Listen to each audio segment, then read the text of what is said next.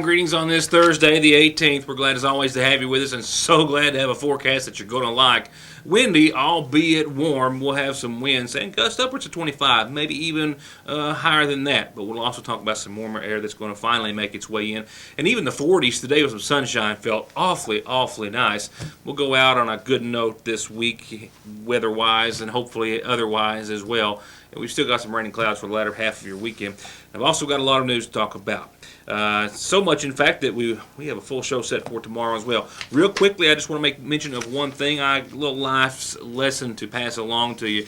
Most all of our video now captured on the small SD cards, and for several days, I've had one that I had damaged. Actually, the computer shut down right in the middle of importing, and it was unreadable. The McGoffin County Library Board meeting from last week, which is about 2 or 3 hours in length, the majority of that meeting was on that card, as was some other video.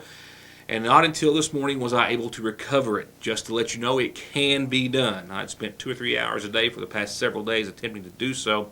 Finally downloaded some software through the company, in this case Lexar, when I was beating my head against the wall. Still thereafter, I called them, tech support, walked me through it, and got it recovered. Just to let you know, if it happens to you, it can be done. Just be patient. So that means we'll also be able to back up and get to the McGoffin County Library Board meeting from last week and some other news and information that I'm now glad to say that I have available. Tonight, however, a really wonderful interview about a wonderful project put together. I've been talking to you about Dresses and Dreams. Well, last night I talked to the 3 ladies who have put it together, and they're going to talk to you tonight about hoping to get you to be a part of it. The Hornets last night, ladies hosting at home. One went to the emergency room after being injured last evening, and a host of other news and information before we leave you this evening.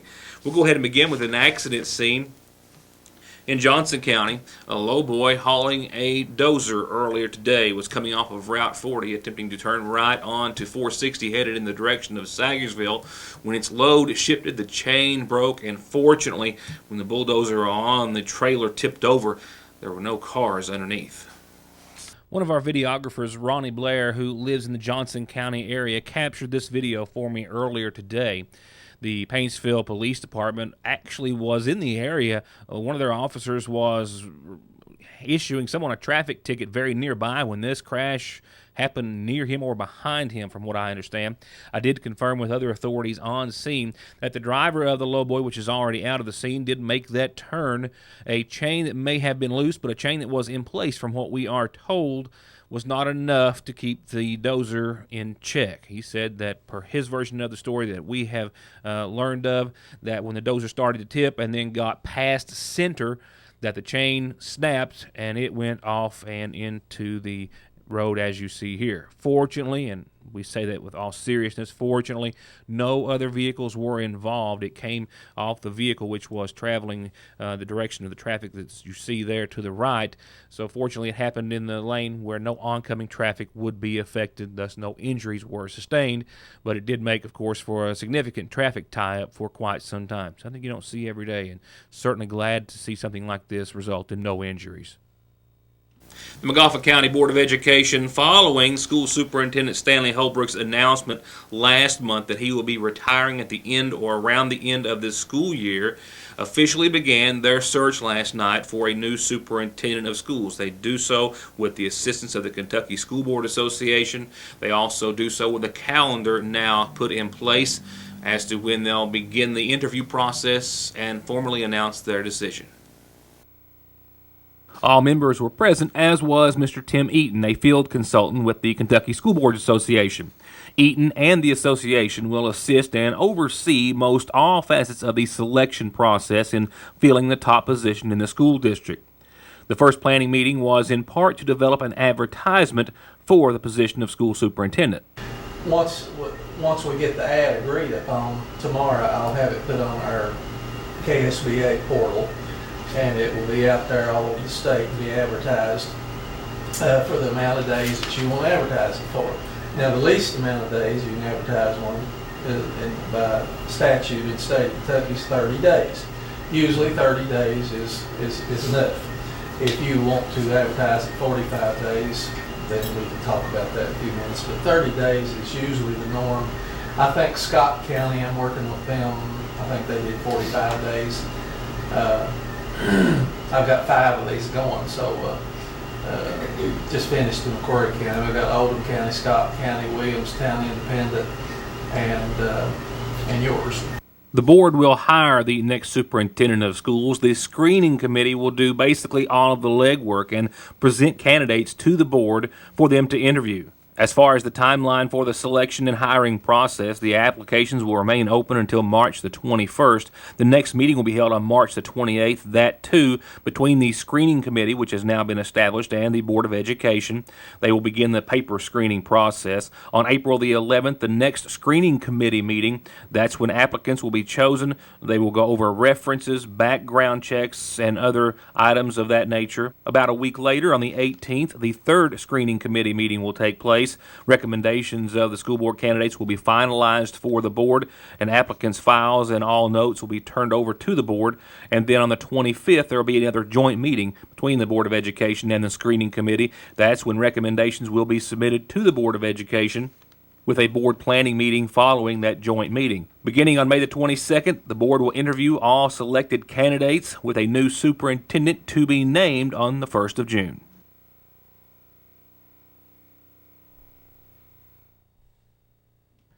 And in case I misspoke, that's May the 2nd, not May the 22nd. May the 2nd through the 13th is when candidates will be interviewed by the board. And once again, a new superintendent to be named on June the 1st.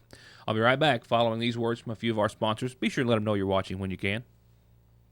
For high-speed internet starting at 15 meg for all of your gaming, movie, home, and business solutions, or to watch TV, including your favorite local channels without a contract, with hundreds of channels and digital and HD quality, and to stay connected 24/7 with friends and family, a direct line to 911, or to give your business the link it needs, choose telephone service you know is always there. Just click on their link on this site to find out how affordable the latest technology in communications can be.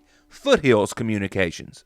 So I mentioned last night's meeting to you on a couple of occasions, and a lot of folks turned out so glad that they did. And we're expecting maybe a lot more input as well after you hear from these three ladies. One of them which had an idea at the beginning, and she'll get to tell you more about it in just a second. But the three ladies before you, April Watson, Kim Reed, and Tanika McFarland, tell us that it all began with the idea from Miss Reed, stemming from an encounter she had with a young lady through her job, actually in another county. And that kind of led her, she said, to thinking about how she could help this one young lady get ready for prom, focusing on that one young lady at the time. But her idea was such a wonderful one that April and Tanika immediately jumped on board, and it's taken off from there, from not just focusing on perhaps one young lady, but many. Prom is a big deal. It's a very big deal. It can be very expensive, and not everyone has maybe all the help and resources they need to make it that magical evening, and that's why they came up with Project Dresses and Dreams. We want to do as many as possible. We don't care. I think from our past, we know what it's like to not have.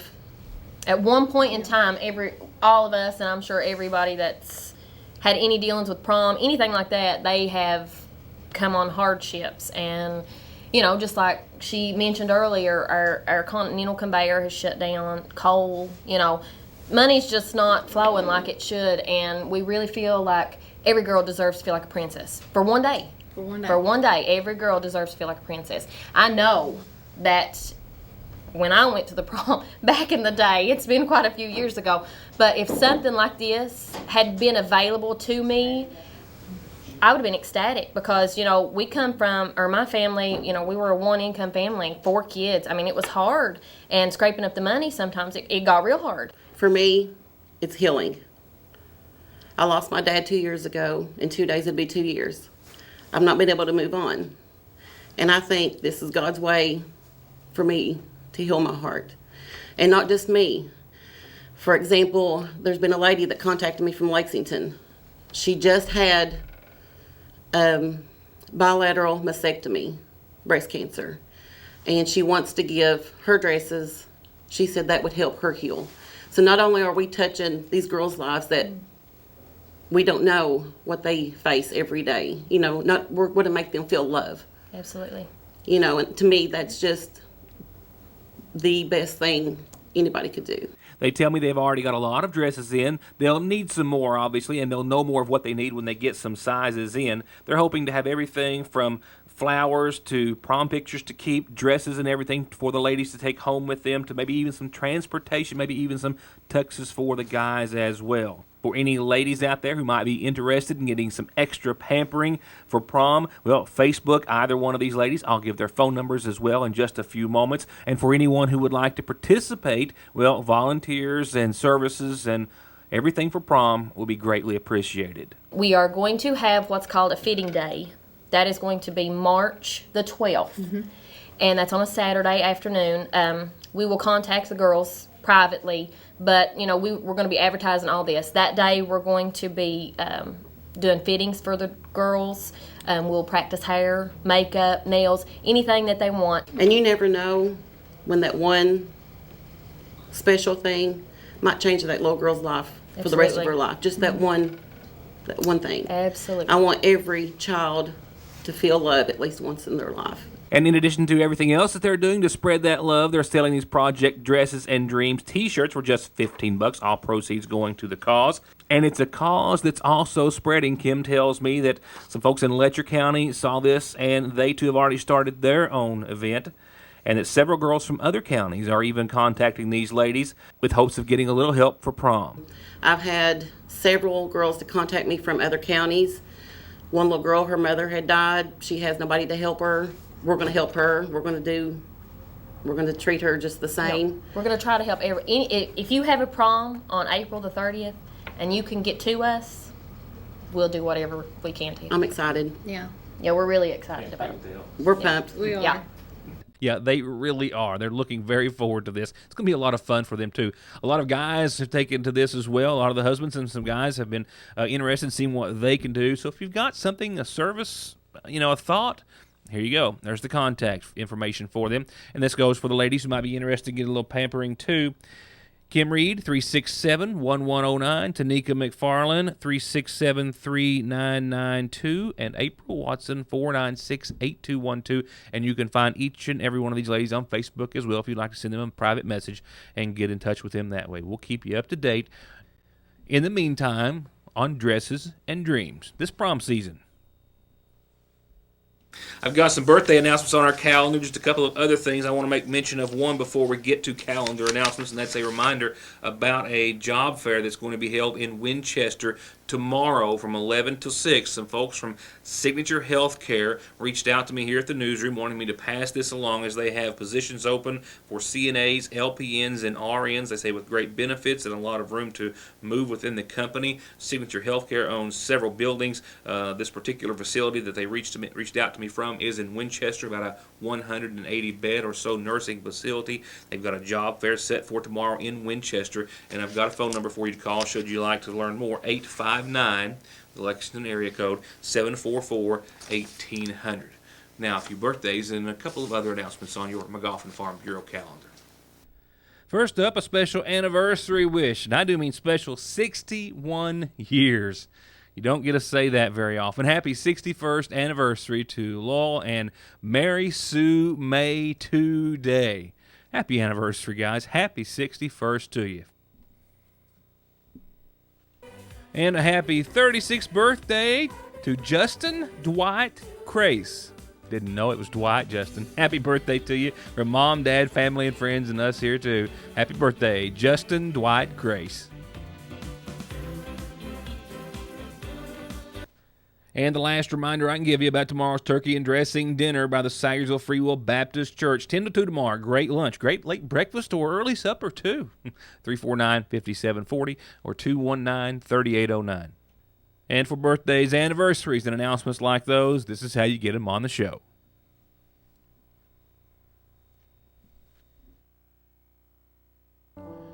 Turning to funeral service announcements, we have one in honor of 58-year-old Patty Caldwell Gullett of Jim Arnett Branch Road here in Sayersville, who passed away on today's date. She was the daughter of the late Russell and Ethel Caldwell. She's survived by daughter Sabrina Gibson, Visitation in honor of Patty Gullett will be after 5 o'clock tomorrow, and prior to Saturday's services, they're set to begin at 1 with both visitation and services from the Magoffin County Funeral Home.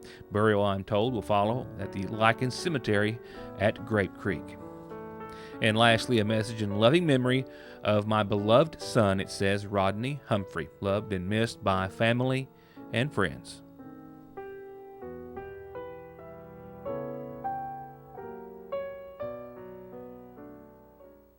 Our season of high school basketball is all but over. Only a few games left for all viewing area teams, including the Lady Hornets, who have one more game left, a home game that follows last night's game, hosting East Ridge last night. This was a rough and tumble game that actually resulted in one Lady Hornet being taken to the hospital via ambulance just moments after the game came to conclusion. I'm told a recent game with East Ridge got physical, as did last night's. The Lady Hornets had their hands full. That shot made it a 23-18 game for East Ridge, and that drive through the middle by Jazzy Howard made it a 3-point game at the end of the first quarter, and it stayed tight. Kennedy Stacy for 3. And just moments later, a forced turnover would end up giving Magoffin County's Jazzy Howard a good look from outside the arc for another Hornet 3. This gave the Lady Hornets the lead by as many halfway through the second. That's the second quarter, mind you. It was all tied up at the half. The Hornets would trail by 6 when time ran out, though. It was a 72-78 loss on their home court. Puts them at 15-9 on the season. And that right there was a play that seriously injured one of our Lady Hornets. With about 2 minutes left to go, a little less, a hard scramble for a loose ball gets Laylee Burchell, junior guard, the number 2 player there. A hard hit to the head. She goes down. She gets back up and actually, I think, stays in the game for a few seconds. But near the end of the game, started experiencing some numbness, loss of hearing, and I don't want to say paralysis, but some numbness on one side. And she was taken by ambulance to an area hospital. I'm told that extensive scans were done, and she was medically cleared. She will sit out, I believe, tomorrow night's game. They will be hosting Greenup tomorrow night. That is their last game on the schedule, but she has been, I believe, cleared to play in district action starting Monday night. Now let's talk weather. Plenty to talk about there. Always is. Your forecast powered by Licking Valley RECC, and I'm glad to say it's a forecast that calls for above freezing tonight. I've got 44 degrees and falling out there at the 6 o'clock hour or shortly thereafter. Partly cloudy skies. Winds tonight calm, becoming south around 5 miles per hour, so after midnight. That will be a prelude of things to come. Warmer and windier tomorrow. Your Friday looks mostly sunny with a high right around 61 and breezy. Yeah, we're talking winds from the south around 7 to, well, we're going to say 7 to 15 miles per hour on average. Gusts upwards of 22, maybe 25 miles per hour. By tomorrow night, those winds will become more southwest and calmer, 7 to 9 miles per hour. But some isolated showers, but we're talking mainly after 2 a.m. Saturday morning. So for the most part, most of your Friday will be warm and windy and nice. No complaints. Good day to fly a kite. And I'm not kidding. You got a kite? Saturday, I think we'll see a 20% chance of some showers early, but for the most part, we're talking partly sunny skies, low 60s again, and that's not a repeat. I mean, it is a repeat. It's not a misprint. 61, 47 again expected on your Saturday as well. Saturday night, we'll get into about a 30% chance of showers. Mostly cloudy skies will roll in Saturday night, too. And I'm sad to say those clouds are going to be pretty tough to get rid of on Sunday. Not as much sunshine, maybe not any sunshine on Sunday. Right now, showers look to be likely mainly after 11. Cloudy skies, still warm and mild, but just cloudy and wet, I'm sad to say. Showers continuing throughout your Sunday night, the bulk of which mainly before 8 o'clock, but still mostly cloudy thereafter, and still a chance, about 60% thereafter as well. So where we're going to start off next week, we'll start off Monday at 47 and 34, still cloudy and still a chance of showers. Tuesday, we'll start off, we'll get to 46 degrees and a low in the low 30s, still just above freezing and still mostly cloudy and still with a chance of showers. Now, beyond that, just to give you a glimpse, we'll stay into the low 40s after the mid 40s, the low 40s for Wednesday and Thursday, and the word snow does make another appearance in the forecast. Not just Tuesday, but a little thereafter. That I have more news that I can work into tomorrow night's program is a vast understatement. So be sure to join us then. We'll see how it all works out, and we'll see you one more time before a wonderful, warm, albeit windy weekend that we're so deserving of. For now, thank you for watching, and good night.